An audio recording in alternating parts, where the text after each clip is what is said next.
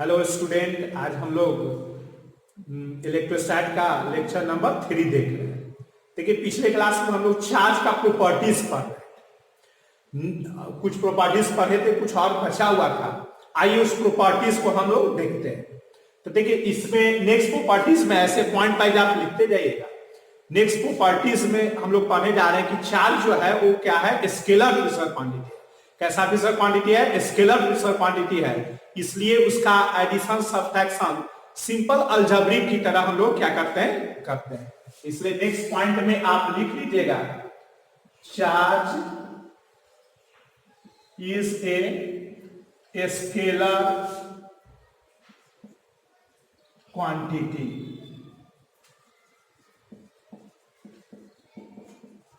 Scalar quantity, इसलिए इसका जो मैथमेटिक्स होगा वो क्या होगा?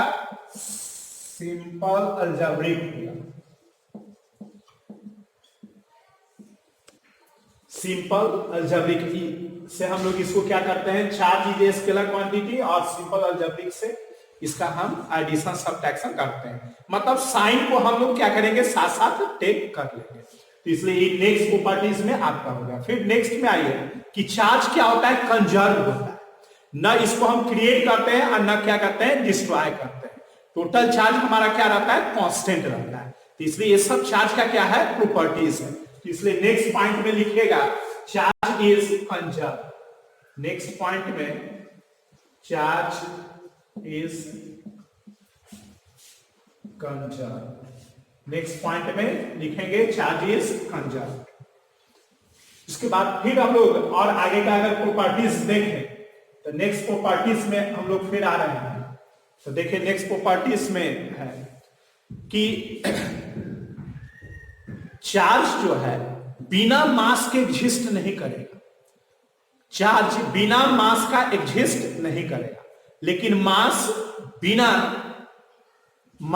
बिना चार्ज का एग्जिस्ट करेगा। मास देखते ही हो, जैसे अभी पेन है लेकिन इसमें चार्ज नहीं, लेकिन मास है। लेकिन जब भी चार्ज कहीं भी रहेगा तो वो मास होगा। तो इसलिए कहा गया कि मास एग्जिस्ट कर सकता है बिना चार्ज के, लेकिन चार्ज बिना मास के एग्जिस्ट नहीं कर सकता है। तो आइए हम लोग नेक्स्ट पॉइंट में लिखते हैं, charge can not exist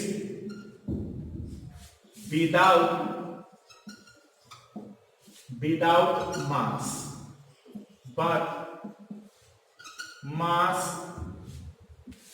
can exist without charge। हम लोग एक प्रॉपर्टीज इसमें नेक्स्ट में पढ़े। Charge can not exist without mass, but mass can exist without charge. आइए नेक्स्ट में हम लोग इसका देखें और भी कुछ पॉइंट को। सपोज कीजिए एक न्यूट्रल बॉडी। ये इस तरह का क्वेश्चन कंपटीशन में भी रहता है और एक नॉलेज। ये आपका सपोज करो m मास का है, लेकिन ये कैसा बॉडी है, ये आपका न्यूट्रल बॉडी। ये कैसा बॉडी है, न्यूट्रल बॉडी।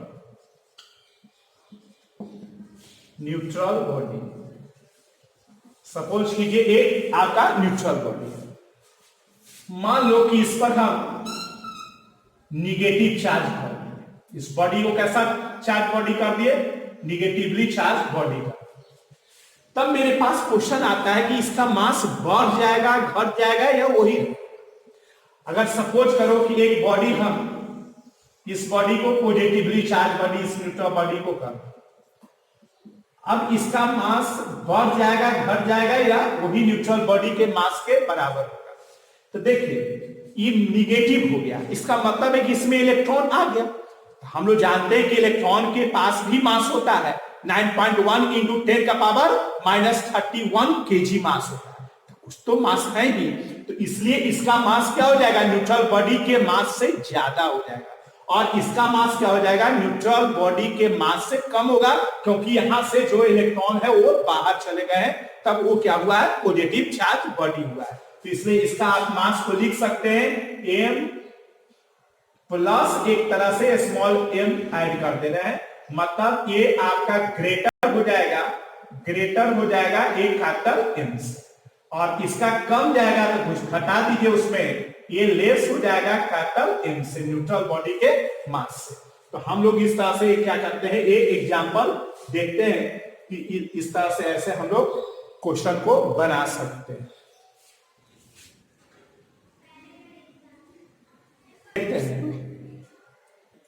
नेक्स्ट प्रॉपर्टीज में हम लोग देखते हैं कि देखिए चार्ज जो होता है वो इंडिपेंडेंट होता है frame of reference.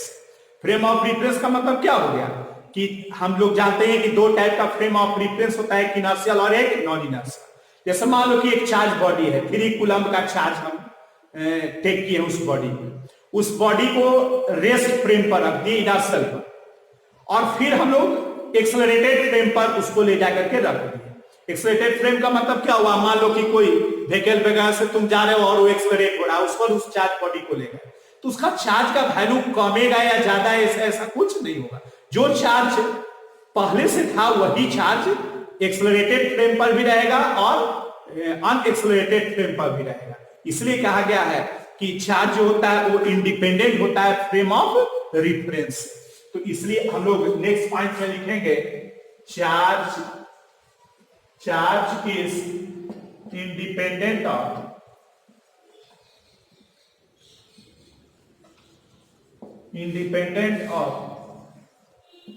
Frame of reference. Frame of reference, charge क्या होता है, charge is independent of frame of reference. Frame of reference पर नहीं वो डिपेंड करता है। नेक्स्ट पॉइंट में हम आते हैं कि चार्ज भी इंडिपेंडेंट होता है वो अपने स्पीड से। जैसे अगर कोई चार्ज बॉडी है और उसका आप स्पीड को कम ज्यादा करिए तो उससे वो इंडिपेंडेंट होता है उसके वैल्यू। इसलिए नेक्स्ट पॉइंट में हम लोग लिखेंगे कि नेक्स्ट पॉइंट देकर के आप पॉइंट वाइज वैसे लिखते जाइएगा, charge is independent of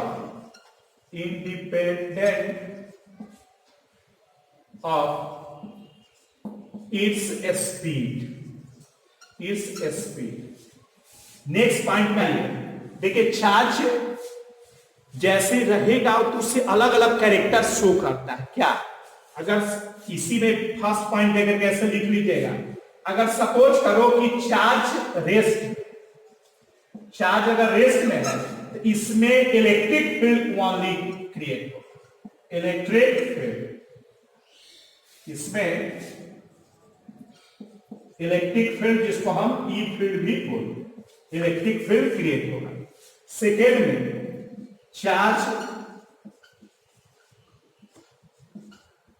unaccelerated अगर रहेगा, अनएक्सेलरेटेड मतलब इसका हो गया एक्सेलरेशन 0, अनएक्सेलरेटेड रहेगा। चार्ज अगर अनएक्सेलरेटेड रहेगा तो आपका अनएक्सेलरेटेड रहेगा तो आपका इसमें इलेक्ट्रिक फील्ड ई लिख देते हैं आप, plus magnetic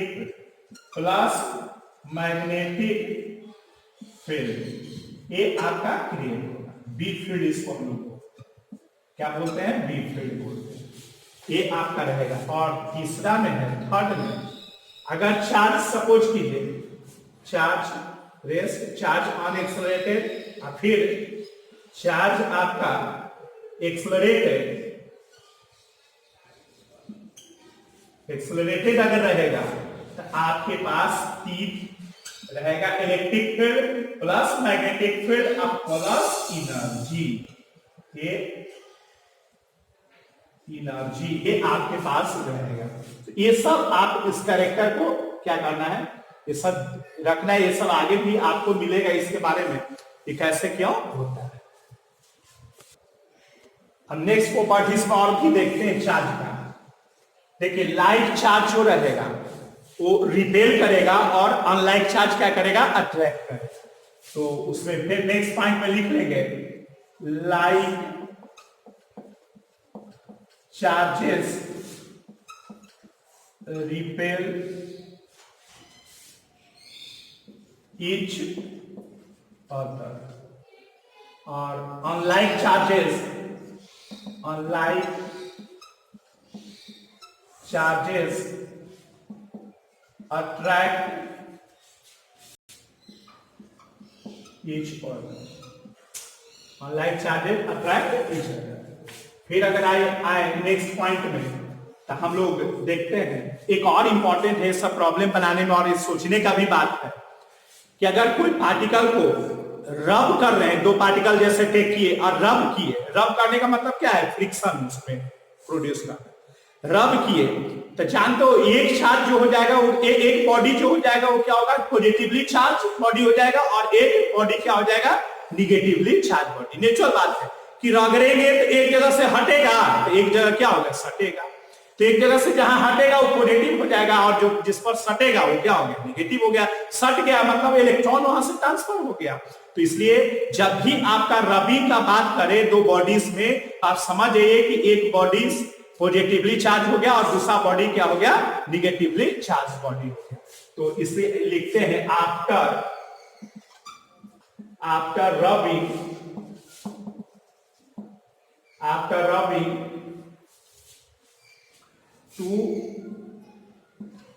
rubbing between two bodies, one bodies be positively charged and other bodies be negatively charged, other bodies be negatively charged। मतलब ये सब चार्ज का क्या है, प्रॉपर्टीज है। इस तरह से एक बॉडी को रब करते हैं तो दूसरा। नेक्स्ट में और देखते हैं, जैसे देखिए कुछ टर्म है जो एकदम फिक्स है, आज सीख लीजिएगा तो हमेशा इसका यूज आप करना है। कुछ सिंबल ऐसे हैं जिसका कि आपका यूज हमेशा रहेगा। तो ये हम लोग आगे चल करके देखेंगे और इसका डिटेल्स, लेकिन अभी हम लोग इजी फॉर्म में देखते हैं क्या है। जैसे आपको मिलेगा इसमें, देखिएगा नेक्स्ट में,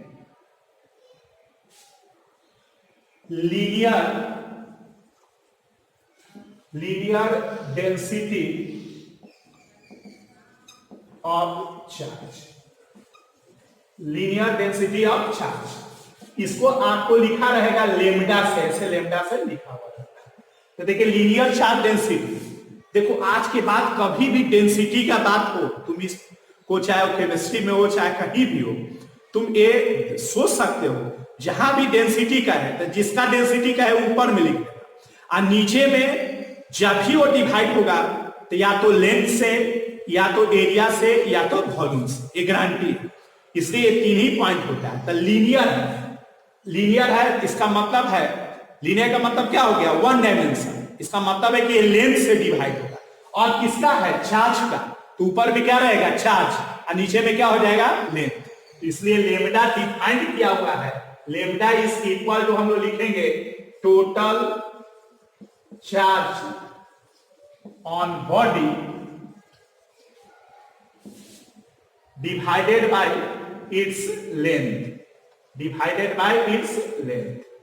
तो इसलिए आज के बाद से अब लेमडा जहां भी रहे तो आप समझ जाइए कि लीनियर डेंसिटी ऑफ चार्ज, और ये लीनियर है इसलिए लेंथ से हम लोग क्या किए हैं, डिवाइड करती है। इसका देखिए एसआई यूनिट क्या हो जाएगा, एसआई यूनिट्स हो जाएगा कूलम्ब पर मीटर, कूलम्ब चार्ज का, और ए डायमेंशन क्या हो जाएगा, डायमेंशन इसका हो जाएगा आईटी हो गया कूलम्ब का, और मीटर मतलब एल। इसी को हम लोग ऐसे राइट करेंगे L-1 T, तो ये हमारे पास इसका डायमेंशन हो जाएगा लीनियर डेंसिटी ऑफ चार्ज का। उसी तरह से हम लोग नेक्स्ट में आगे की ओर देखते हैं। अब नेक्स्ट में आइए देखिए, लीनियर चार्ज डेंसिटी हो गया। अब हम लोग लिखते हैं सरफेस डेंसिटी ऑफ चार्ज। इसको हम लोग क्या लिखते हैं, सिग्मा से।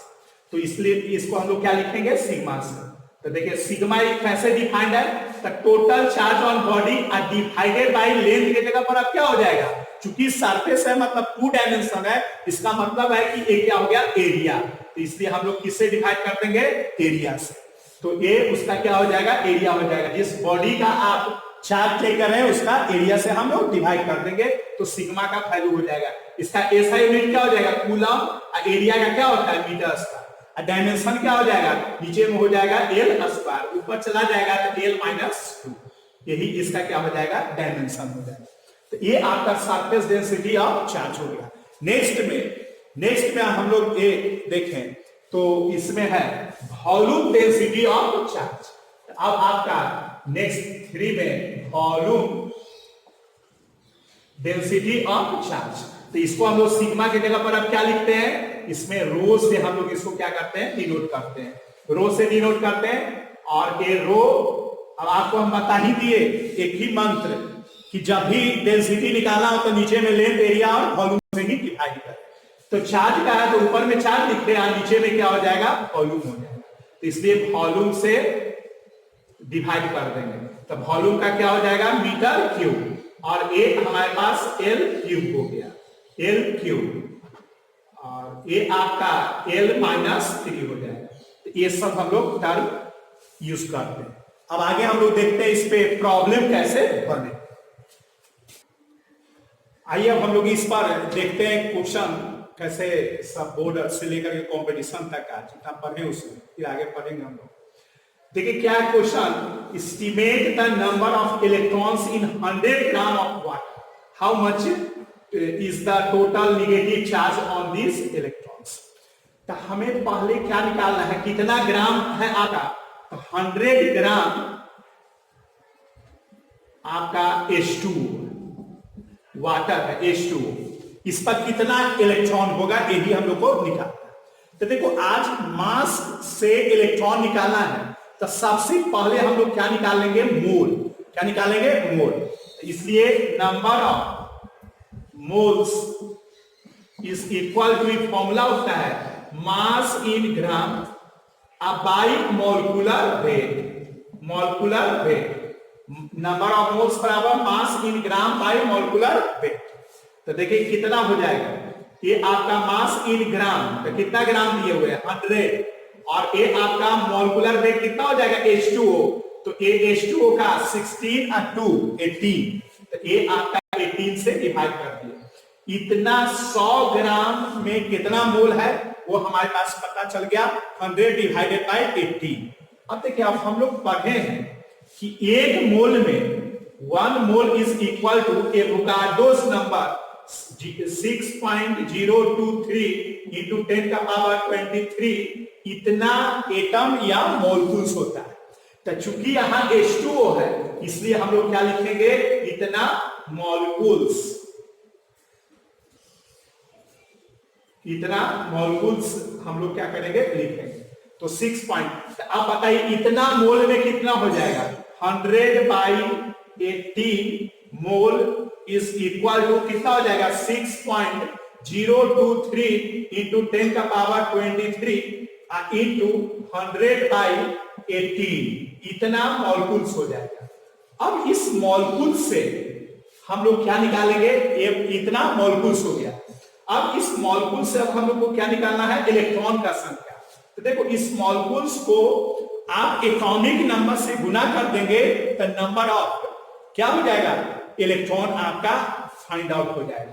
तो देखिए नंबर ऑफ इलेक्ट्रॉन बराबर क्या हो जाएगा, अगर हम लोग देखें तो नंबर ऑफ इलेक्ट्रॉन्स जिसको हम लोग एल से रिप्रेजेंट कर रहे हैं वो इज इक्वल हो जाएगा 6.023 इंटू 10 का power 23 into 100 divided by 18 into इसका एटॉमिक नंबर कितना हो जाएगा 10H2O का, चूंकि 8 ऑक्सीजन और 2 हाइड्रोजन, तो ये आपका 10 से गुना कर दिए, यही आपका नंबर ऑफ इलेक्ट्रॉन्स हो गया, यही आपका n हो गया। तो एक पार्ट का आपका आंसर आ गया, जो एस्टिमेट नंबर ऑफ इलेक्ट्रॉन्स का रहा है इसका एक पार्ट का आंसर आ गया। सेकेंड पार्ट में आपको Q निकालने के लिए कह रहा है, तो Q बराबर होता है A इंटू E।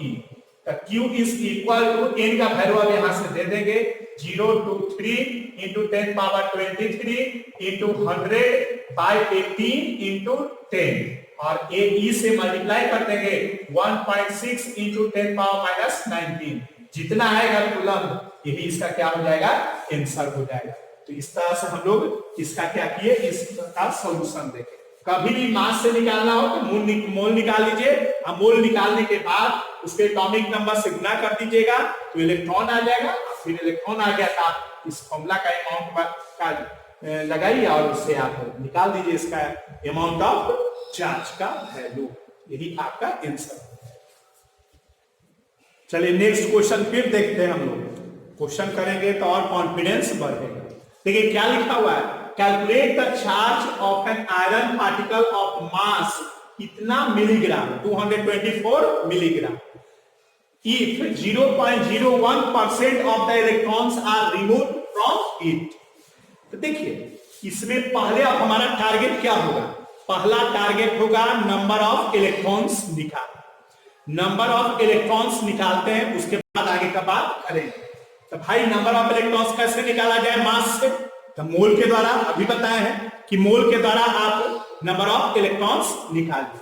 तो आइए मोल के द्वारा कैसे निकालेंगे, तो नंबर ऑफ मोल्स निकाल लेते।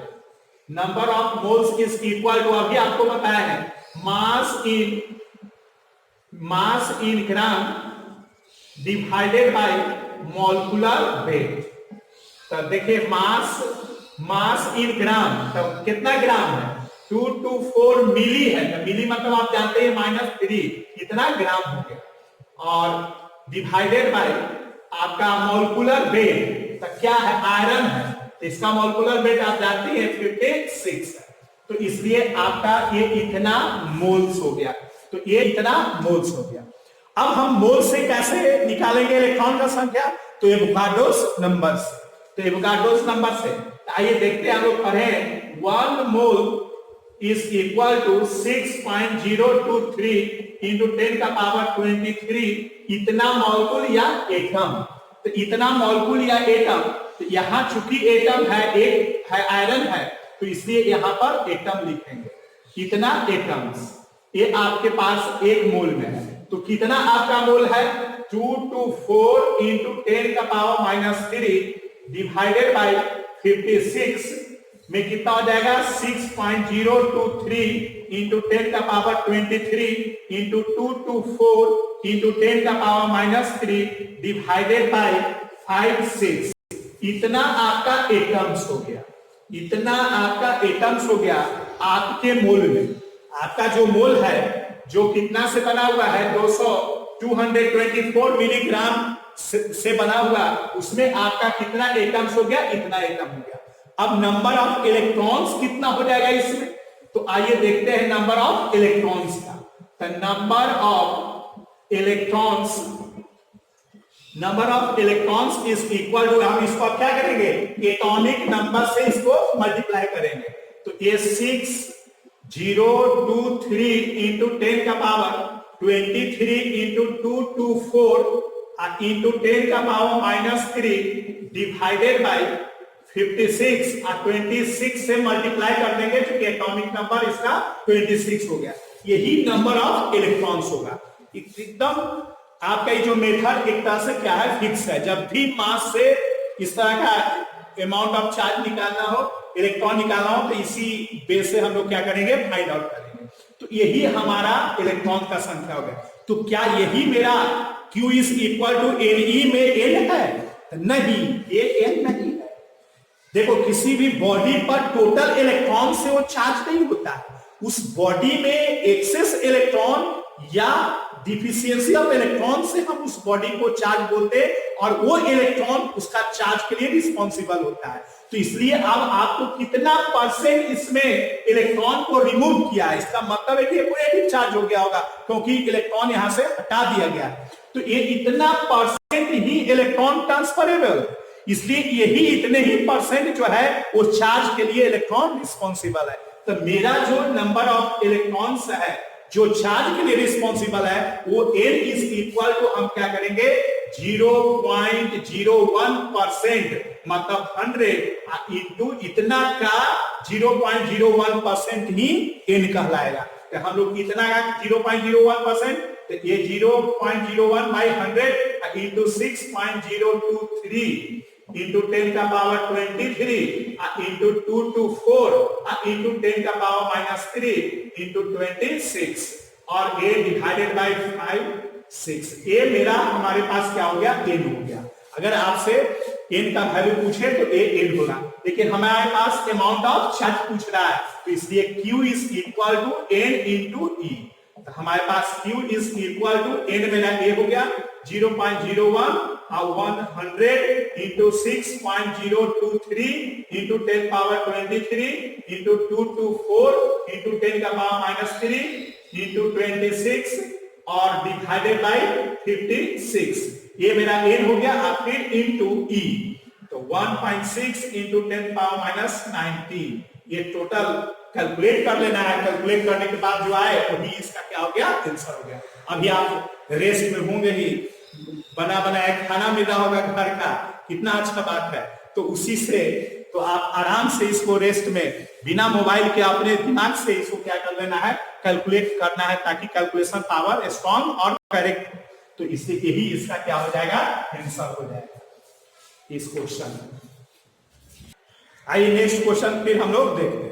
देखिए इस क्वेश्चन में क्या है, 2 sphere have their radius in the ratio of 1:2. Compare the surface density of charge if the ratio of charge on them is 1:2। देखिए कह रहा है कि 2 स्फीयर, सपोज कीजिए 2 स्फीयर, एक का रेडियस क्या है, मान लीजिए r1, दूसरे स्फीयर है इसका रेडियस r2, इस पर चार्ज मान लीजिए q1, इस पर चार्ज q2, इसका सरफेस चार्ज डेंसिटी कह रहा है। तो सरफेस चार्ज डेंसिटी को हम लोग कैसे लिखते हैं, सिग्मा से। इसका मान लेते हैं सिग्मा 1 और एक इसका क्या है, सिग्मा 2।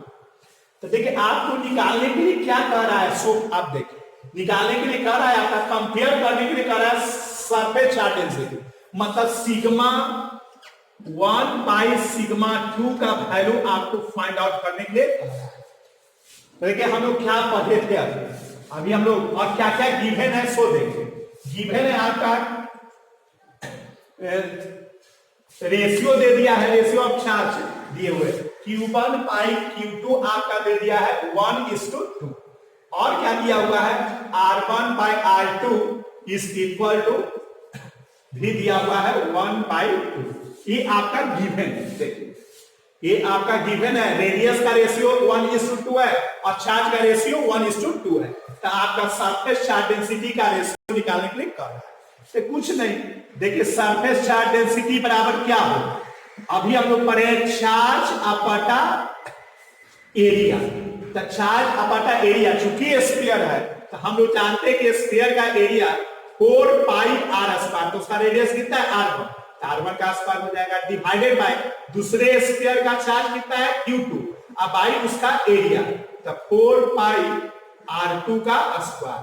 तो इसको अगर हम लोग सिंप्लीफाई करें, अगर तो देखिए सिंप्लीफाई करेंगे तो sigma 1 sigma 2 is equal to 4π cancel हो जाएगा, और इसको ऐसे लिख सकते हैं Q1 Q2 इंटू ये ऊपर चला जाएगा, देख लीजिए, तो R2 बाई R1 का होल स्क्वायर। देखिए ये आपका रेशियो का वैल्यू आएगा, 4π कैंसिल हो जाएगा।